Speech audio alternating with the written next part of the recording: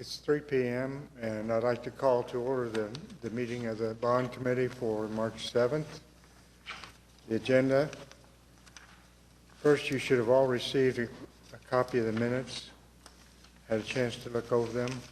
Are there any questions, comments? Move we approve. Second.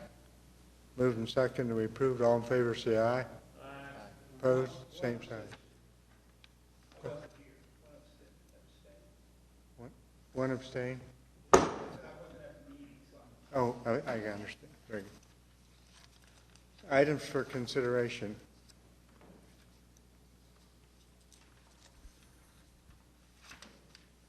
Good afternoon. Mr. Lasani is not with us today, so I will be covering the agenda in his stead. For those of you that don't know me, my name is Paul Bronson. I'm the Assistant Director of Public Works. I've done this a few times in the past, so just bear with me if you would.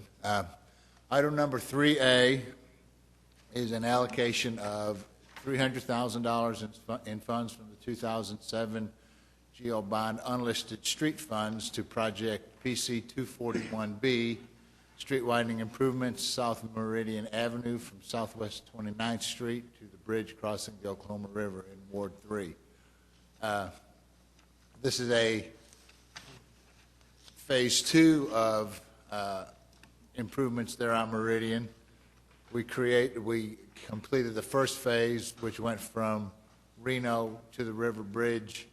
It's probably been 3 or 4 years ago. This project is funded 80% by the Oklahoma Department of Transportation and 20% by the City of Oklahoma City. It is under construction, as you'll see in the next slide. The $300,000 that we are requesting today is to fund a change order for the relocation of a water line at the project location. On these types of participation projects with ODOT, any of what they call non-participating utilities, which are utilities that are owned by the city, any costs involved with the relocation or moving of those utilities have to be borne 100% by the city. That's according to state statute. So the $300,000 that we're requesting today is 100% of the cost of the change order to move that water. And the reason for the change order? Pardon me? And the reason they had to do this? It was not in the original project plans. A lot of times when there's coordination with ODOT and we're working with ODOT and the consultant, some utilities aren't easily identifiable. Something like this probably should have been. There was some changeover at the consulting firm that we're using to do the design, and staff has pretty much attributed that the person who was the lead design engineer left kind of midstream, and they brought somebody in, and this water line, basically kind of fell through the cracks, and now they're out there, they're actually turning dirt and they're doing the work, and they were like, we've got to move this water line because it's in conflict with the proposed alignment of the new street, and as a result, it's a non-participating utility, so the city has to pay 100% of it. We have to pay 100% of all the other utilities, which we did. We sent ODOT a check prior to the approval of the original project agreement, but unfortunately this is one that came up here during the course of construction that we're 100% responsible for. Move we approve. Is there a second? Second. Moved and seconded, we approve. All in favor? Aye. Opposed? The next two items are for, it's a request for engineering funds for some signalization at 2 different pedestrian crossings that have been previously approved by the Traffic and Transportation Commission. The photo you see here, these signals are what are called hybrid crossing signals. They are relatively new type of signal. They've only been approved in the Manual of Uniform Traffic Control Devices since about 2009. This truly is a hybrid signal. We have opted not to use this signal because it is fairly new and somewhat unfamiliar to motorists. Instead of using these signals at this location and on the next item, we're just going to use a standard 3-light signal, red, yellow, and green, as opposed to having the 2 on top and the 1 underneath. It's still eligible for the federal funding, but we think that it's better to use a type of signal that is a little bit more familiar to the drivers, just so everybody knows exactly what it means and there's no confusion, especially when you've got pedestrians crossing the street. But anyway, this is a safety project. The first one here is on 23rd Street between Miller Boulevard and Ross Avenue, immediately across from the Cleveland Elementary School. There it is as it exists today. It's currently unsignalized. As you can see in the lower left, if any of you are familiar with this area, there is a tunnel that goes under Northwest 23rd Street that, as long as I've been here, the 28 years I've been with the city, there have been continual problems with this tunnel as far as keeping it clean, keeping water out of it, making sure there aren't undesirables hiding out in the tunnel for the kids. So it's currently not being used. They don't let the kids use it. So as a result, they use the currently unsignalized crossing. And now that we've got the safety funds available, what the city's going to do is pay $15,000 for the design of the signals, and then 100% of the actual signal costs and installation will be paid for by ODOT. It's a safety project. We get safety money every year through the ACOG process, and this project and the next item on your agenda are 2 of those. So what we're asking for is $15,000 to pay for the design. Questions? I'll move the item. Moved to, is there a second? Second. All in favor? Aye. All opposed? Hey, Paul, before you start, can I ask one question? Sure. Are the special purpose funds, are those bond funds we paid to ODOT and now they're refunding back to us? Yes, the from a special project? purpose funds that you see in both of these items are funds, are BOD funds that we had previously paid some time ago to ODOT for participation in other projects like the first item on your agenda today. Things have gotten a lot better with ODOT recently, but in the past, it has taken several years, and maybe that's not the right term. It's taken a long time for ODOT to reconcile their project costs and return money to the city. In this case, these special purpose funds we're using were from old bond issue funds that by the time we got the money back from ODOT, the finance department had already closed out that particular bond sale. So rather than opening up the bond sale again in the financial system, what we do is we deposit it in what's called the special purpose fund. Those funds can only be used for their original intent, but the special purpose fund is open and has been open for years and will be open for years to come. So we put the funds in there and we use those in the very same manner that we would normally use them if they were in the bond funds. So it is an appropriate use. It's just a different fund from which we're pulling the money. We may already do this, but let's double check and make sure that we get paid back with interest. And if not, let's revisit our agreements with them. Okay. Because if they're holding it for a long period of time. It's gotten a lot better. We've had staff actually work with them over the past 2 or 3 years, and we've got a real good contact person out there now with the controller's office at ODOT, and they correspond regularly, and it's as a result of that correspondence and that better relationship that we're getting these funds back in a more timely manner. So, anyway, moving right along. Item 3C, again, it's an allocation request for about $15,000, again, to do the engineering on another Mid-Brock crossing. This one is on North Meridian, immediately east of Dolisi Park. There's a senior citizen center there, the Lewis F. Danforth Senior Citizen Center. You see the crosswalk. There are also 2 Katpa bus stops there presently. And the mid-block crossing is used. And again, what we'd like to do is to take the $15,000, if approved, put that towards the design of the actual signalization at this location, very similar or exactly similar to the one that we just approved.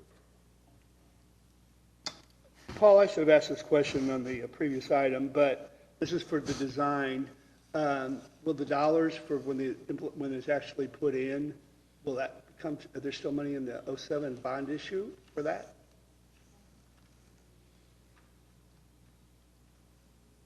I guess I don't understand what you're asking. Well, this is for the, you said for the design. Yes, sir. What goes beyond after the design of it? Well, the actual construction of the Yes. signals. I'm sorry, yes. The construction and And is that, installation of is that signals. city, is that our obligation as a city to pay for that? No, just the design. Our obligation under the agreement is just the design of the signals. Yeah, yeah. Other questions? Comments? Request a motion? Second? All in favor? Opposed? Item D is a request for an allocation totaling $982,354.35 from a variety of different bond funds, again, the Special Purpose Fund, to fund our unit price small bridge rehabilitation contract. This is a contract that has been in place that we've used now for probably 10 years, and there are quite a few bridge repairs that are needed that are actually beyond the scope of our street maintenance division. And what we do is we actually bid individual pay items, and we determine who a low bidder is, and then as the need arises at various locations around town, we issue a work order to the contractor. What you're looking at here is the before and after the bridge on Northwest 10th Street over Grand Boulevard, which we use the current unit price contract on. It's for the type of repairs that are beyond our in-house capabilities. And what we will do is we'll take the bids. The current contract is getting ready to go ahead and expire, and we will take bids, determine the low bidder, and as needed, we'll write work orders against this requested funds until those funds expire or until we have to re-advertise for another contract. Comes in real handy for things we need done that are really big that we can't do in-house, or especially when we have emergencies and we need to get a contractor out there right away to do the work. We use these funds for that purpose.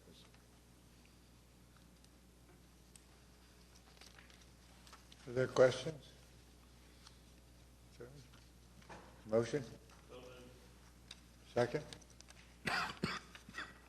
Second? All in favor, say aye. Aye. Opposed, same sign.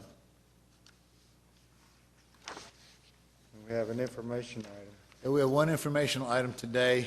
Back in May of 2015, if you remember, we had a big storm event which ended up being declared a FEMA disaster. And as a result, we have 8 locations where we need to do concrete channel repairs. And they're listed there on your screen. These will be reimbursed 87.5%, 75% from FEMA, 12.5% from the Oklahoma Department of Emergency Management. We had advertised the specifications in a manner that hopefully would allow us to get these locations completed prior to the spring rainy season. And as a result, after we took bids, the funding that we had received up to that date from FEMA was insufficient to cover the contract cost. The actual contract on these 8 locations came in at $405,000, and we had only received about $202,000 at the time. We still haven't received funding for one location, and on all 8, we have not yet received the state share. So as a result, the city had to put up the $205,000 to be able to award the contract.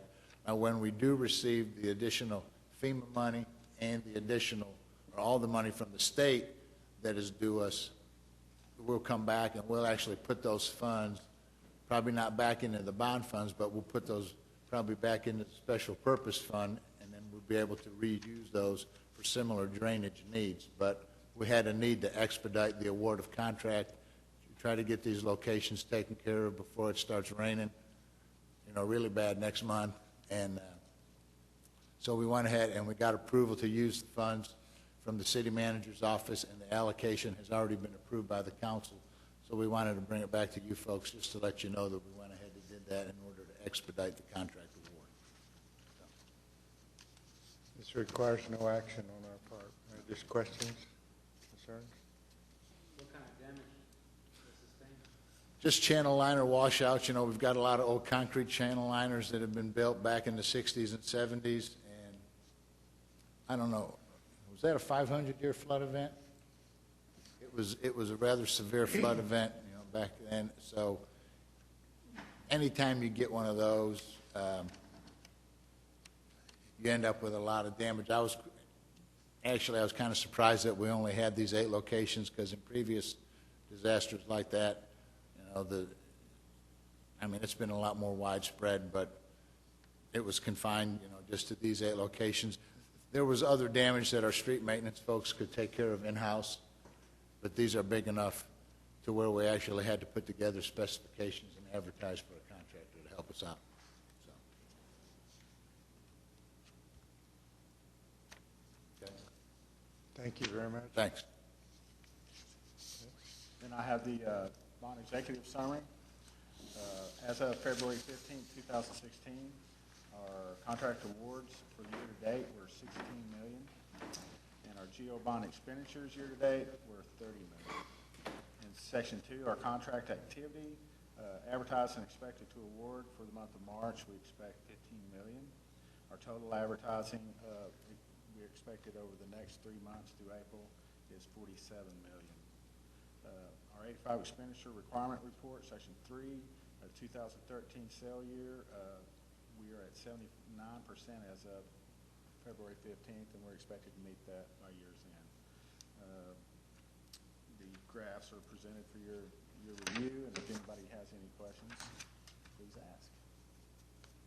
Any questions?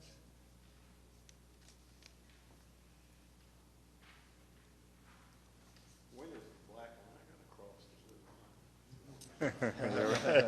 line? We expect it to catch up by year end, hopefully. Is there any new business? Items from committee members?